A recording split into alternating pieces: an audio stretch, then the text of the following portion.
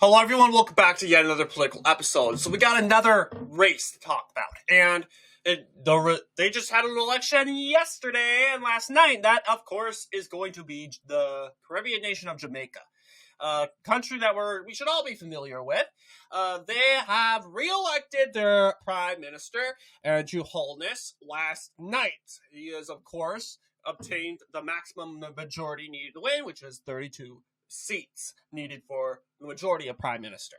He has almost lost his bid, though. The opposition party, the PNP, under Mark Golding, actually did fairly well. They picked up 12 seats, but, however, it was not enough needed to flip the current center-right government. And as a result, Andrew Holness and his center-right JLP, the Jamaica Labour Party, sounds pretty liberal, but it's actually center-right under his leadership. He has, of course, won re-election. Obviously, it was a very close race, having the PNP, which is a center-left political party, People's National Party. They ended up picking up 15. Andrew Holness ended up losing 15. If the PNP ended up picking up 2 more seats, then we could say that Mark Golding would officially win the general election in Jamaica, and he would become the next prime minister. But we can project that is not going to happen. Turnout is low. I don't know if it's usually that low in Jamaica. It is that low. Never mind. It's been low for quite a bit now, as it went down 10 points in 2020. That obviously was because of the pandemic, and now we can officially say that pandemic really didn't have anything to do with it. People just didn't come out and vote. I think it's just over a lack of content over the 2 major political parties. So as I explained, there are 2 major political parties in Jamaica. You got the ruling party, that is Jamaica Labour Party, that's center-right. And, of course, you have the People's National Party, that is center-left. And this is what it's looking like right now. I also have a map of the current 2025 races so far. This is a map of the races that we have covered so far. And we got 20 more races. It's already September. And we can say, we're nowhere near done because we have 20 more races to talk about that have not happened. They're going to happen through the rest of the year, but September is a busy year because just on the 7th or the 8th of September, we'll be doing Norway next. But we're talking about we added Jamaica to the conservative ring, obviously. The right-wing victories for the right wing have 8, left wing 12, and center or moderate victories are 4. So those include independents, etc. So yeah, the left is winning so far, but I'll be quite honest with you. There is, as a populist right-wing movement, I would say that there were candidates that I would have seen myself backing that were traditionally left-wing. And I will be honest with you, I like Robert Fico of Slovakia. I think he is a very, very good prime minister. He is a Trump ally, and he is generally left-wing. He is actually a left-wing populist. But Fico is a big Trump supporter. He's an advocate for peace in Ukraine, peace through strength, ending the Ukraine war. He's been called a Putinist by the left, by the right this time, because it's a little bit different in Europe.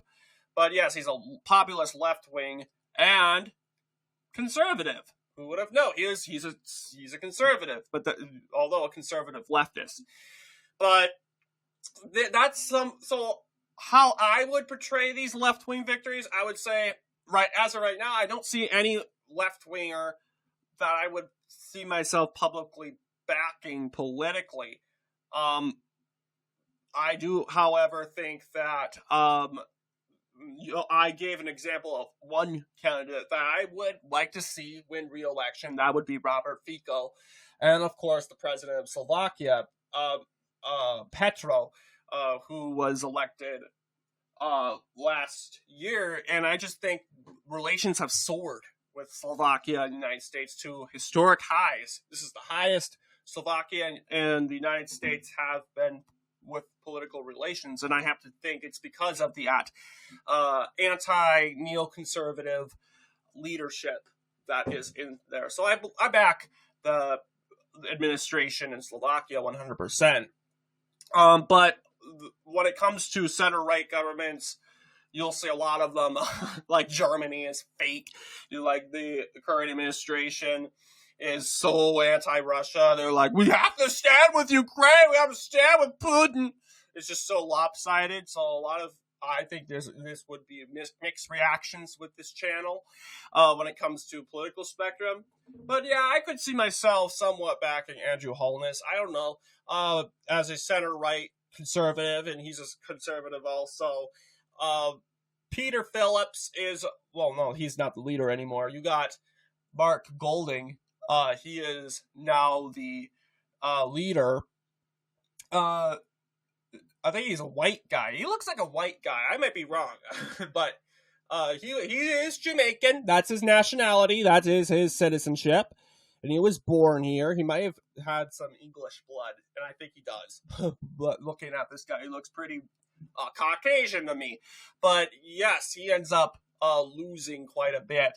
Well, yeah, he did pretty good compared to his previous successor, being Peter Phillips. And it's not that Phillips was bad. I want to believe Phillips was, no, he wasn't the prime minister. What am I kidding? Maybe Phillips was just bad, okay? I think it was also just a lack of energy of Jamaicans not showing up because of COVID. As clearly said, it said the result was a landslide victory for the Jamaica Labour Party, which received 57% of the vote and 149 seats. The People's National Party remained the opposition party, losing 16 seats amid the COVID-19 pandemic and the 2019-2020 dengue fever epidemic. Voter turnout was only 38%, the lowest in the election since 1983. Yeah, and I mean, let's be honest, 1983, Jamaicans were like, oh, geez, there's just one guy on the ballot, Edward Seaga. And it's like, is it really worth my time to vote? And just like, look at this, 2.68% of Jamaicans voted. 23,000 votes for Edward Seaga. Like, seriously. I mean, that's understandable because he's running unopposed. And I'm like, am I really running? Am I going to stand in a line just to circle the guy who's going to win regardless? Waste of time to me. But yeah, what's results looking like? It's unclear. But my expectation that the constituency map, if this is a constituency map or not. Yeah, this is constituency. And this is according to winners. It's going to look very... I think there's going to be a lot more orange. A lot more orange here. You also got Kingston. Kingston may actually be all orange this time. I do think that Mark Holdings, PNP, did win the popular vote. They were the candidates of change. Let's see if there were polls indicating that. Oh, yeah, there were a lot. So, yes, you got polls. You got Blue Dot. I think that's a Jamaican network. But you also got the local elections from last year.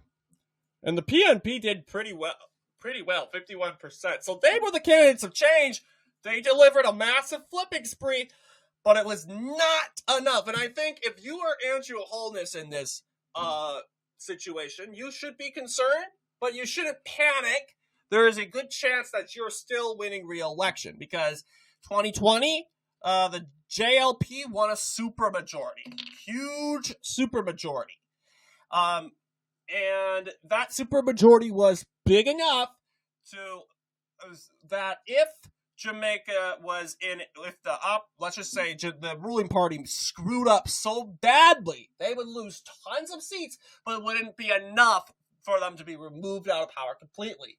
Or let's just say it was enough to remove them out of power, but not that much. And they still have enough seats to make a difference in the parliament in Jamaica. So then again, 2020 was pretty much of a very big, exciting year for the Conservatives in Jamaica. They should be very happy. They were happy, but of course, I can understand that this was a bitter pill to swallow for the Conservatives in 2025.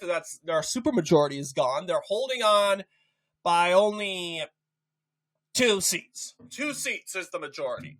And I'm just saying, they might be in trouble in 2030. So I think they should hold on to their savor 5 years of Holness's next term, because in 2030 you have no supermajority anymore.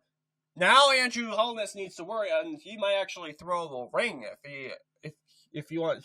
I don't think he wants to be responsible for that loss, but I think that, hey, if it's coming up in 2030,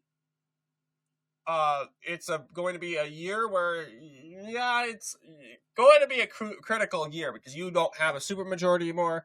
Mark Golding and the PNP, I think they knew that this wasn't going to be their year. They are literally trying to take out a conservative supermajority. They did that, but they didn't win.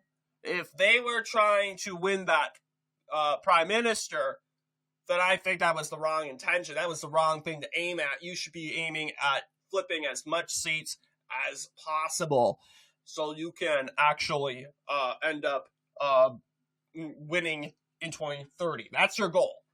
And making, of course, making a difference in Parliament, or the House of Representatives in this case. That's what you want to do.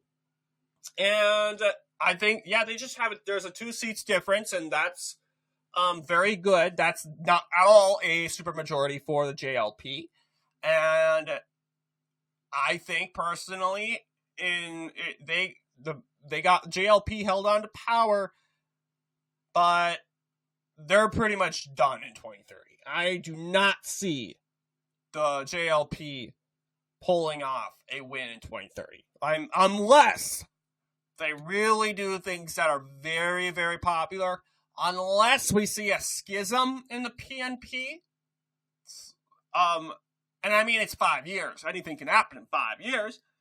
Right now, I think the PNPs shouldn't be down. I don't think they should be fuming at the mouth right now. They should be really crying, because I think the math was obvious that they were not going to win either way. I think they win in regards to achieving their agenda in garnishing enough seats that would give them a big advantage in 2030, flipping huge amount of seats in like 15 seats, which is very good for them. This gives them a big advantage in 2030. And they may actually flip way more, and this may actually put the JLP out of power for good. So I do think the future is good for the PNP. I don't want to be a liberal advocate. I'm just calling it out what it is. So Conservatives will take a victory lap that their guys elected, but they should be very, very, very, very, very concerned because they lost so many seats. Like 15 is ridiculous.